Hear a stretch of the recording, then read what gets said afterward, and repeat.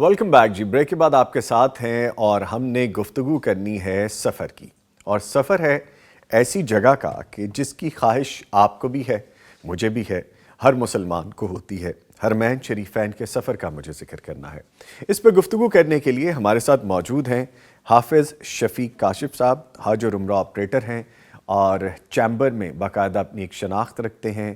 سعودی عربیہ میں پاکستان کی نمائندگی کرتے ہیں. بہت سارے ان کے اپنے تعارف ہیں, لیکن ہم تھوڑے کو زیادہ جانتے ہوئے بس ان سے گفتگو کا آغاز کرتے ہیں. سر السلام علیکم. وعلیکم السلام. خیریت سے ہیں سر؟ اللہ کا شکر. ماشاءاللہ. سب سے پہلے تو شکریہ کہ ہماری دعوت پہ آپ ڈائریکٹ لاہور ہی لینڈ کیے اور ہمارے ساتھ ملاقات کے لیے آپ نے وقت نکالا. میں آپ کا بڑا مشکور ہوں. بہت شکریہ. تھینک یو ویری مچ. اچھا سر, جب ہم بات کرتے ہیں حرمین شریفین کے سفر کی, تو کل ہم ذکر کر رہے تھے رجب کے آغاز کا, رجب کے مہینے کا. تو اس میں خاص طور پر پلاننگ کی جاتی ہے عمرہ جانے کے لیے, عمرہ کی ادائیگی کے لیے. اور میں چاہوں گا کہ ہم وہاں کے سفر کا جب آغاز کریں, سوچیں, پلاننگ کریں, تو ہمارے ذہن میں کیا چیزیں ہونے چاہیے. جیسے خاص طور پر حج اور عمرہ کی عالمی نمائش, ابھی جو کانفرنس ہوئی, اس میں آپ کی شرکت تھی, تو وہاں سے آغاز کرتے ہیں, پھر آگے چلتے ہیں. بہت شکریہ نظامی صاحب آپ کا کہ آپ نے پھر موقع دیا ہمیں حرمین شریفین کے سفر کے حوالے سے کچھ کہنے کا. تو سعودی عرب میں یہ تیسرا ایڈیشن تھا سعودی حکومت کی طرف سے. جی. خادم الحرمین شریفین کا ایک خصوصی پروگرام ہے حج اور عمرے کے حوالے سے کہ ہر سال پوری دنیا سے ان لوگوں کو اکٹھا کیا جائے جو لوگ, جن ممالک سے بڑی تعداد میں لوگ حج کے لیے اور عمرے کے لیے آتے ہیں. جی. تو یہ ایک 4 روزہ عالمی نمائش اور کانفرنس تھی جس میں 80 سے زیادہ ممالک سے لوگ جو ہیں وہ شریک ہوئے. اور سعودی حکومت نے جو انتظامات آئندہ آنے والے 20-25 سالوں میں کرنے ہیں, اس حوالے سے ایک بڑی اس میں ایک معلومات تھی, بڑی انفارمیشن تھی, تو وہ بڑی کامیاب رہی. اس میں آپ اس سے اندازہ لگا لیں کہ کوئی 1 لاکھ سے زائد لوگوں نے 4 روز میں اس کانفرنس میں شرکت کی اور وہاں پروگرام ہوئے. حج اور عمرہ میں خدمات انجام دینے والے جتنے بھی پرائیویٹ ادارے ہیں پوری دنیا سے, سعودی عرب سے, سب لوگوں نے اس میں شرکت کی اور اپنے اپنے ممالک کے حوالے سے وہاں پہ اپنے تجربات بھی شیئر کیے. ان کے جو مشاہدات تھے یا وہ سمجھتے تھے کہ یہ چیزیں یہاں ہونی چاہیے. تو میں سمجھتا ہوں کہ اس حوالے سے وہ بڑی ایک اچھی کانفرنس تھی اور نمائش تھی ہم نے جو دیکھی. اور اس میں ہمارے پاکستان سے وزارت مذہبی امور کا ایک وفد جو تھا وہ وفاقی وزیر مذہبی امور کی قیادت میں اس میں شریک ہوا. تو وہاں ان کو یہ موقع ملا کہ وہ ان سب چیزوں کو سامنے رکھتے ہوئے, دیکھتے ہوئے اس کی تیاری کریں. اور سب سے جو خوبصورت بات تھی اس عالمی نمائش اور کانفرنس کی کہ اب آپ کو پتہ ہے کہ حج سے 6 مہینے پہلے حج کے انتظامات کے حوالے سے اس کو حتمی شکل دینے کے حوالے سے, جس طرح آپ نے کہا کہ رجب میں اس کا آغاز ہوتا تھا, اب رجب میں یہ MOU سائن ہو رہے ہیں, اس کے اوپر عملی اس کو شکل دی جا رہی ہے, انتظامات مکمل ہو رہے ہیں. اور پھر سعودی حکومت نے ایک اعلان کر رکھا ہے اور یہ تاریخ میں پہلی دفعہ ہوا ہے کہ فرسٹ کم فرسٹ سرو کے تحت پہلے آئیے پہلے پائیے کی بنیاد پہ مینا اور عرفات کی جو جگہ ہے اس کی ایلوکیشن جو ہے وہ جاری کر رہے ہیں. وہ کہ جو ممالک پہلے آ جائیں گے اور اپنی تعداد ہمیں بتائیں گے اور ان کے انتظامات کر لیں گے تاکہ حجاج کو جو ہے وہ سہولت دی جا سکے. ٹھیک ہے, ان جو انتظامات اور تعداد اور یہ سارے اس پہ ہم جائیں گے. میں چاہوں گا ہم ذرا انتظامات کو ایک دفعہ پھر ڈسکس کریں. پچھلے سال کا ایکسپیرینس اور اس کے بعد جو چیزیں ایڈیشن کرنے کی ضرورت تھیں یا جن کو اب فوکس کرنے کی ضرورت تھی, جو پچھلے سال ہم پہلے بھی پروگرامز میں ڈسکس کر چکے, ان چیزوں کو اب گریپ کرنے کے لیے کہ دوبارہ حاجیوں کو وہ معاملات درپیش نہ ہوں اور وہاں پہ ہاسپٹیلٹی کے حوالے سے، رہائش کے حوالے سے، فوڈ کے حوالے سے، انتظامات کے حوالے سے وہ چیزیں ڈسکس کی گئی ڈیفینیٹلی، اور اب ان کو مزید کس طرح بہتر کیا جا سکتا ہے، اس پہ اس کانفرنس میں ڈسکشن ہوئی. بالکل، اس کے اوپر باقاعدہ جو ہے وہ پروگرام، چونکہ 4 دن کا یہ پروگرام تھا، اس میں ہر وہ ادارہ جو حج میں خدمات انجام دیتا ہے اس نے وہاں آ کے، اس ہر ادارے کے ہیڈ نے وہاں آ کے باقاعدہ بریف کیا لوگوں کو، سوالات کے جوابات لیے کہ کس طریقے سے ہم نے آگے چلنا ہے. تو اس میں سب سے جو خوبصورت چیز مجھے نظر آئی اس میں ایک تو یہ تھا کہ آپ کو پتہ ہے کہ حج 2024 جو ہے یہ جون میں آ رہا ہے، تو پیک گرمی آ رہی ہے. جون آپ دیکھتے ہیں میرے خیال میں ٹمپریچر 50 سے کم تو نہیں ہوگا وہاں پہ منا میں، عرفات میں، مشعر مقدسہ میں. تو اس میں ہمیں یہ دکھایا گیا وہاں نمائش کے اندر کہ ایک منصوبہ جو سعودی حکومت نے بنایا اس سال، اس پہ کام اس وقت شروع ہے وہاں پہ. جی ٹھیک ہے. ایک تو یہ ہے کہ مشاعر کے اندر، منا کے اندر جو ہے اس کو اپ گریڈ کیا جا رہا ہے. خیموں کی جگہ پہ ملٹی سٹوری بلڈنگز جو ہیں وہ اس وقت تیار ہو رہی ہیں وہاں پہ. اس کا منا کا ایک حصہ جو ہے اس سال خیمے نہیں ہوں گے، ملٹی سٹوری بلڈنگز ہوں گی. پھر اسی طرح 5 ارب ریال 5 ارب ریال اچھا کا یہ منصوبہ ہے جو اس وقت شروع ہو چکا ہے وہاں پہ. ٹھیک ہے. 5 ارب ریال کی لاگت سے وہاں پہ نہ صرف ایک بہترین لوگوں کو بلڈنگیں ملیں گی خیموں کی جگہ پہ، بلکہ 1,50,000 ایئر کنڈیشن یونٹس جو ہیں وہ اس سال ایڈ کر دیے گئے ہیں اس میں. اچھا، جو نئی بلڈنگز بن رہی ہیں، جو نئی بلڈنگز بن رہی ہیں اور جو خیمے بچے ہوئے ہوں گے، جو ابھی ظاہر ہے اس کو ٹائم لگے گا، کئی سال لگیں گے مکمل بلڈنگیں بنانے میں. تو 1,50,000 ایئر کنڈیشنز یونٹس جو ہیں وہ اس سال انسٹال ہو جائیں گے، اس کا اضافہ ہوگا. ٹھیک ہے. تو میں یہ سمجھتا ہوں کہ ایک بڑی جو شکایت وہاں ہوتی تھی ہمارے حجاج کو، وہ ایک سخت گرمی کے اندر وہاں حج پرفارم کرنا، بجلی کا نہ ہونا یا پھر ایئر اور کنڈیشن دوسری جو چیزیں بھی تھیں، مسائل تھے. دوسرا ایک اہم جو کام وہاں ہو رہا ہے وہ ہے کہ حجاج کے لیے جو گزرگاہیں ہیں، جو راستے ہیں، ان کو کھلا رکھنا، ان کو صاف شفاف رکھنا، اور ان راستوں پہ تمام وہ سہولتیں جن کی ضرورت ہے اس وقت ان کو مہیا کرنا. ان راستوں کو مخصوص کیا جا رہا ہے، کشادہ کیا جا رہا ہے، اور پھر ان کے اندر تمام وہ سہولتیں جو دینی چاہیے لوگوں کو، ہر زبان کے اندر وہاں پہ معلومات کی فراہمی، یہ ساری چیزیں، انتظامات جو ہیں ہمیں اس پہ بریف کیا گیا. اچھا سر، 2024 جس طرح ہم حج انتظامات کی بات کر رہے ہیں، ہم تعداد کی بھی بات کر لیتے ہیں کہ اس وقت کتنے نمبر آف حجاج کرام، کتنی تعداد ایکسپیکٹ کی جا رہی ہے، امید ہے کہ یہ آئیں گے؟ جیسا پچھلے سال جو امید کی جا رہی تھی اس سے کم پاکستان سے گئے تھے، اس کو بھی ہم نے ڈسکس کیا تھا. اس سال کیا پلان کیا گیا ہے؟ دیکھیں، اس میں ایک پیشگی جو انتظامات ہیں ان کا کرنے کا مقصد یہ تھا کہ 6 مہینے پہلے ہمیں بتایا جائے کہ کس ملک سے کتنی تعداد میں لوگ آ رہے ہیں. جی. اس میں ہوگا یہ کہ جس طرح پاکستان کو ابھی انہوں نے ایک کوٹا مخصوص جو تھا، جو حج کے دنوں میں جا کے وہ واضح ہوتا تھا، رجب شعبان میں جا کے کلیئر ہوتی تھی چیزیں، اب وہ پیشگی یہ انتظام کر لیا گیا تھا تاکہ پتہ چلے کہ مزید اگر پاکستان سے لوگوں نے آنا ہے تو اس کے لیے بھی انتظامات کیے جا سکیں. تو تعداد اس لحاظ سے بڑھنی ہے کہ اس سال یہ پہلا سال ہوگا، تاریخ میں پہلا سال ہوگا جب سعودی حکومت نے 6 مہینے پہلے لوگوں کو، تمام ممالک کو جہاں سے حجاج آتے تھے ان کو کوٹا جو ہے وہ دے دیا تھا. اور پھر یہ بھی ساتھ کہا تھا کہ جب وہ اس کی بکنگ کر لیں مکمل تو پھر اس کے بعد ہمیں بتایا جائے، ان کو مزید اس کے اندر جو ہے وہ اضافہ کیا جائے گا.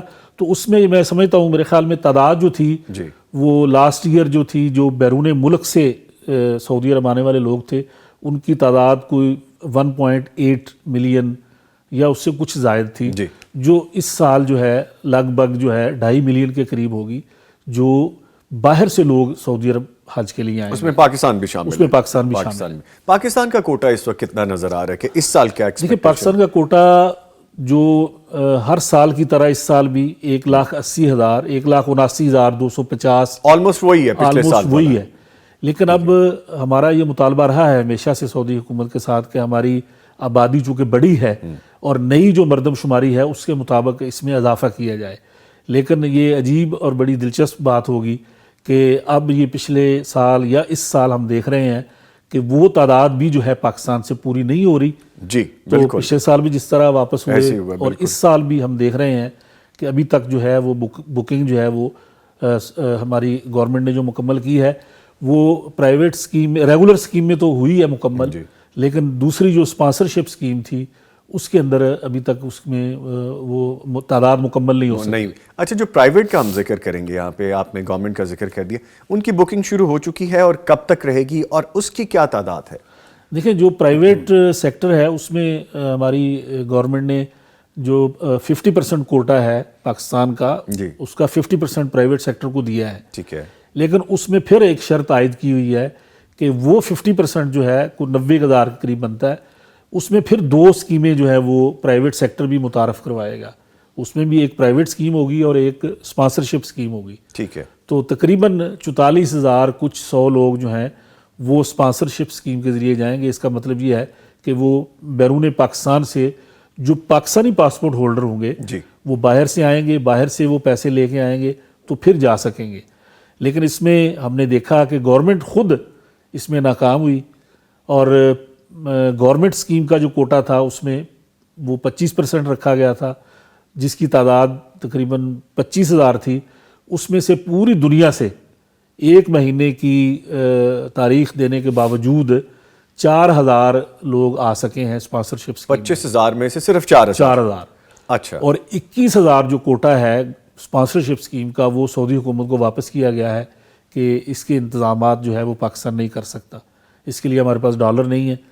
تو اب ایک بڑا چیلنج جو ہے وہ پرائیویٹ سیکٹر کے لیے ہوگا کہ انہوں نے تقریباً آلموسٹ 45,000 لوگوں کو بیرون ملک سے بک کرنا ہے. یعنی ایک قسم کا برڈن آئے گا اب یہ برڈن آئے گا. ٹھیک ہے. اچھا سر, وہ جو سوری آپ کمپلیٹ کیجیے. فرمائیے. اچھا, وہ جو آپ کہہ رہے تھے کہ ابھی جو باہر سے آئیں گے اور وہ پاکستان کے تھرو جائیں گے یہاں سے بیرون ملک, کیا ان کے لیے یہ ایلیجبل ہیں وہ اس چیز کے کہ وہ وہاں سے ٹریول کر سکیں, لیکن یا ان کے لیے کمپلشن ہے کہ وہ پاکستان سے ٹریول کر کے جائیں گے؟ نہیں, وہ آ سکتے ہیں. وہ دنیا کے کسی خطے سے بھی ڈائریکٹ اگر وہ سعودی عرب آنا چاہیں تو وہ آ سکتے ہیں, لیکن اس کی شرط صرف یہی ہے کہ ان کے پاس پاکستانی پاسپورٹ ہوگا. ٹھیک ہے. اور وہ جس پرائیویٹ گروپ کے ساتھ بھی آنا چاہیں وہ اس سے سروسز لے لیں گے. وہ گروپ جب سفر کرے گا سعودی عرب کا وہ ان کو جوائن کر لیں گے اور اپنے ملک سے آئیں گے, اپنے ملک میں واپس چلے جائیں گے.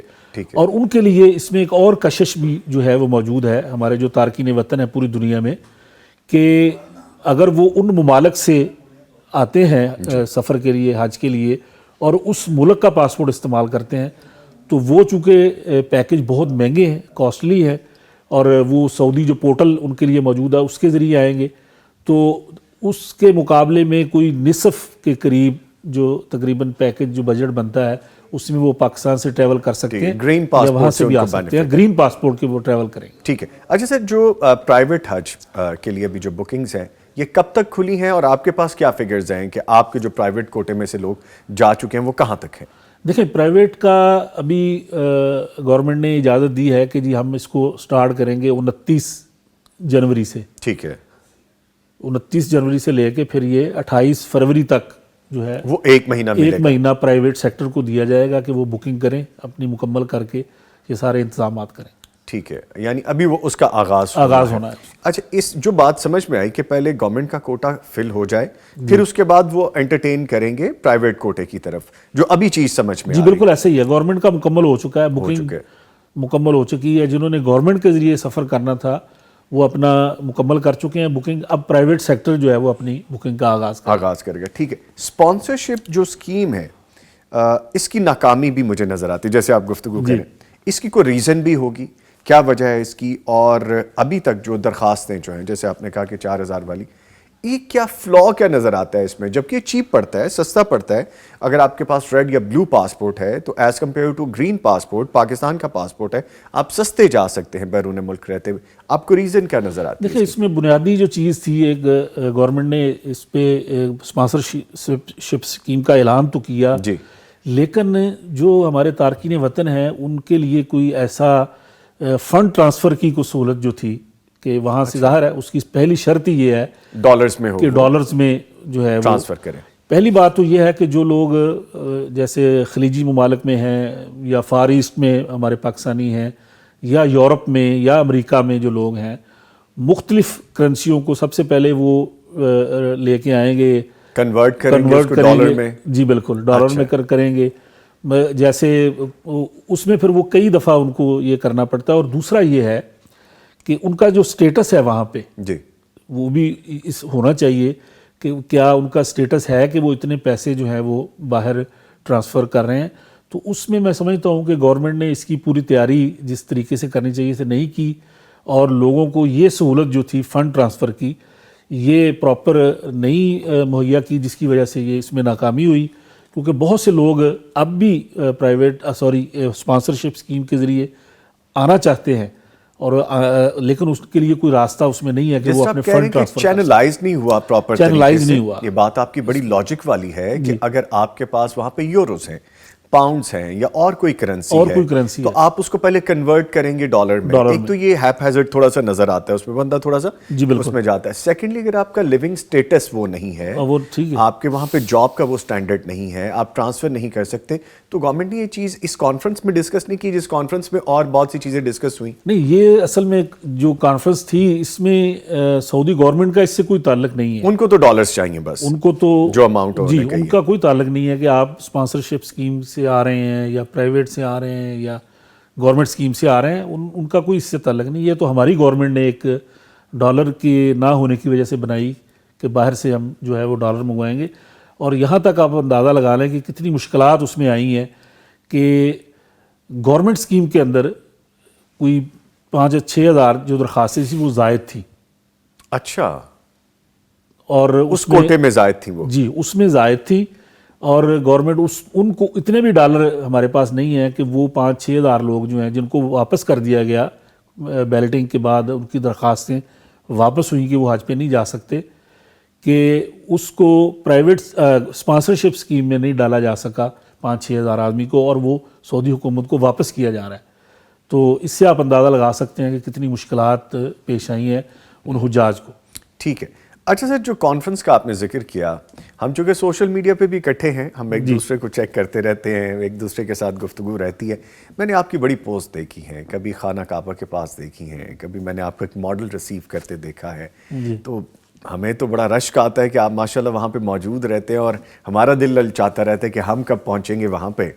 تو مجھے یہ بھی بتائیے کہ جو ایسی کانفرنسز ہیں ان کے ساتھ ساتھ آپ کا وہاں پہ موجود ہونا, جیسے ریسنٹلی ابھی آپ وہاں سے آئے ہیں, ایک دن قبل آپ یہاں پہ پہنچے ہیں, تو ان ساری چیزوں کو جب آپ اپنے آپ پہ اپلائی ہوتا دیکھتے ہیں, ایک طرف ہم یہ پروگرام کر رہے ہیں کہ حرمین شریفین کا سفر, لیکن you use to be live there, آپ وہاں پہ رہتے ہیں, چاہے وہ کام کے سلسلے میں رہیں, اپنی نجی مصروفیات کے سلسلے میں رہیں, تو وہاں پہ جو پاکستانی آپ کو ملتے ہیں اور آپ سے انٹریکشن کرتے ہیں, وہ کیا فیل ہوتی ہے آپ کو؟ دیکھیں, اس میں بہت سی چیزیں جو ہیں جو ان سائڈ ہم دیکھ رہے ہوتے ہیں, اس میں ہمارے جو لوگ سفر کر رہے ہوتے ہیں وہ ایک حرمین کے حوالے سے وہ دیکھتے ہیں کہ جی وہ حرم مدینہ میں ہیں یا حرم مکہ میں ہیں.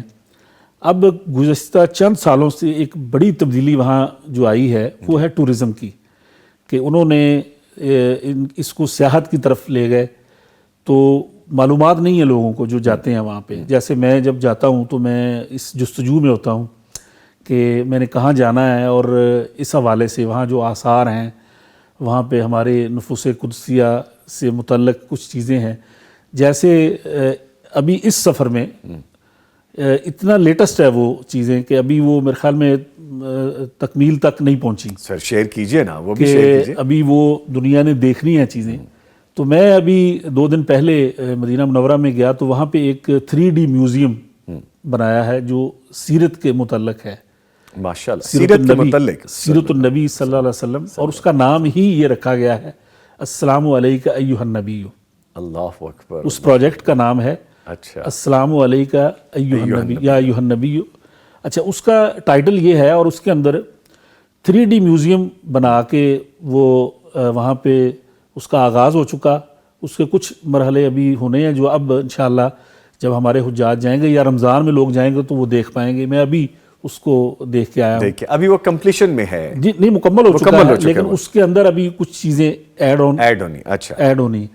اچھا, اس میں سب سے دلچسپ جو چیز میرے لیے تھی, جو ہر ایک مسلمان کے لیے, آپ بھی جب جائیں گے تو آپ کے دل میں یہ ہوگا کہ وہاں جب میں پہنچا تو انہوں نے کہا کہ آپ کے کیا تصورات ہیں آپ کے ذہن میں سیرت النبی کے حوالے سے، یا آپ اگر اس دور میں اگر آپ کو ہم لے جائیں تصوراتی طور پہ، جب اگر آپ سیرت کوئی کتاب پڑھتے ہیں جی تو یقیناً آپ کے تصورات ہوتے ہیں کہ اس وقت مکہ مدینہ کیسا تھا، آپ نے یہ سوچا ہوگا، آپ فیل کرتے ہوں گے ہجرت کا سفر کیسا تھا، راستے کیسے تھے، روڈ کیسے تھے، اس میں مشکلات کیا تھیں، سفر کیسے کرتے تھے.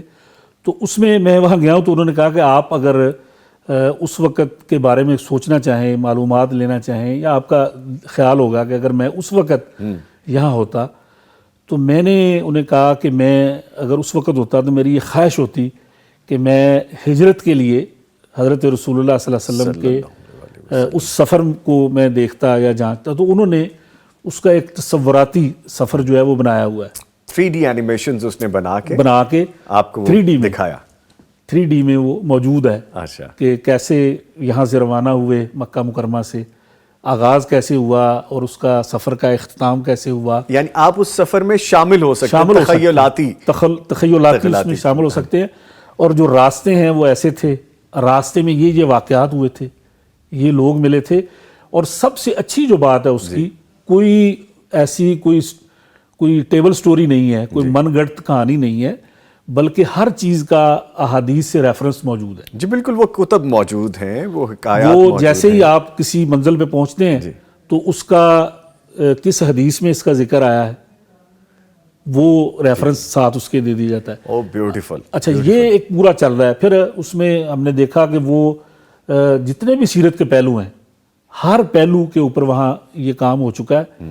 اور اب جو چیز ایڈ انہوں نے کی ہے وہ تھا کہ حجرہ شریفہ جو ہے وہ حضرت عائشہ رضی اللہ تعالیٰ عنہ کا جو حجرہ ہے رضی اللہ تعالیٰ. اس کی پوری ایک شکل انہوں نے پیش کر دی. اس کے اندر موجود کیا کیا تھا، او مائی گاڈ. اور اس چیز کو بنا کے بھی وہاں رکھ دیا ہے اور اس کو پھر 3D میں بھی لے آئے ہیں. یعنی سر جیسے آپ فرما رہے ہیں کتابوں میں جو موجود ہے، جو مستند حوالے موجود ہیں، بالکل ان کے تخیل ان کے پاس موجود ہے. یو جسٹ نیم اٹ، آپ نام لیں، آپ کہیں میں یہ دیکھنا چاہتا ہوں تو آپ کو لیے چلیں گے، وہ لیے چلیں گے. بیوٹیفل. وہ بستر ہے، اچھا اچھا، وہ گھر کے وہ چیزیں استعمال کی ہیں اور وہ اسی شکل میں ہیں، اور وہ شکل کسی نہ کسی حدیث میں موجود ہے. جی بالکل، جو مستند چیزیں موجود ہیں. بالکل.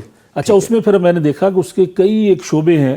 مثلا ہم ذکر کرتے ہیں کہ حضرت رسول اللہ صلی اللہ علیہ وسلم کا بچوں کے ساتھ معاملہ کیا تھا، بچوں کے ساتھ برتاؤ کیا تھا.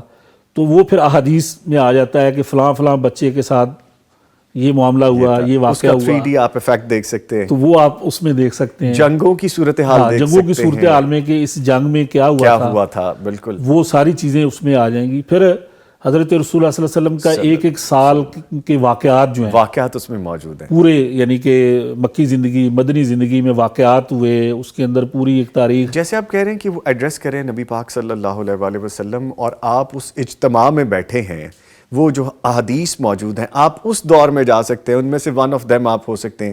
وہاں بیٹھ کے آپ دیکھ سکتے ہیں کیا گفتگو ہوئی، کیا حدیث مبارکہ فرمائی گئی. اسی طرح بہت سی جیسے قربانی کے حالات ہیں. یعنی یہ تو بڑی خوبصورت انوینشن ہے، بہت خوبصورت ہے، انہوں نے یہ اس پہ کام کیا. اسی طرح ایک دوسرا میوزیم ہے، یہ ابھی یہ ساری چیزیں ہو رہی ہیں، پہلے یہ نہیں تھی.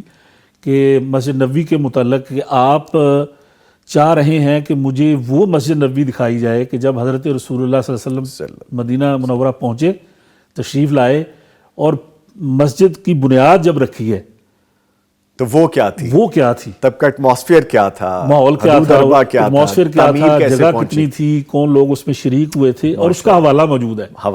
یہاں سے وہ شروع ہوتی ہے، اور آج جب آپ کھڑے ہیں وہاں پہ وہ کیا ہے.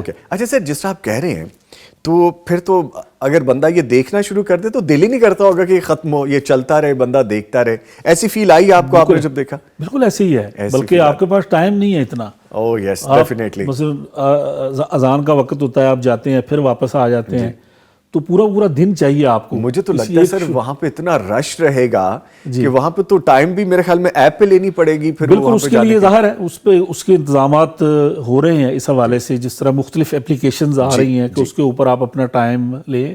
اور ہمیں بتایا گیا وہاں کہ اگلا ایک مرحلہ ایسا آئے گا کہ یہ ساری چیزیں پھر آپ کو فیس بک پہ، سوشل میڈیا، ڈیجیٹل میڈیا پہ آپ کو دیکھنے کو ملیں گی. لیکن اس میں خیال یہ کیا جا رہا ہے کہ یہ ظاہر ہے سوشل میڈیا میں ہم جب جاتے ہیں تو بہت سی چیزیں جو ہے پھر مس یوز ہوتی ہیں یا اس طرح کے معاملات ہوتے ہیں، تو اس کو سیف کرنے کے لیے، ان چیزوں کو سیکیور کرنے کے لیے ابھی اس پہ کام ہو رہا ہے.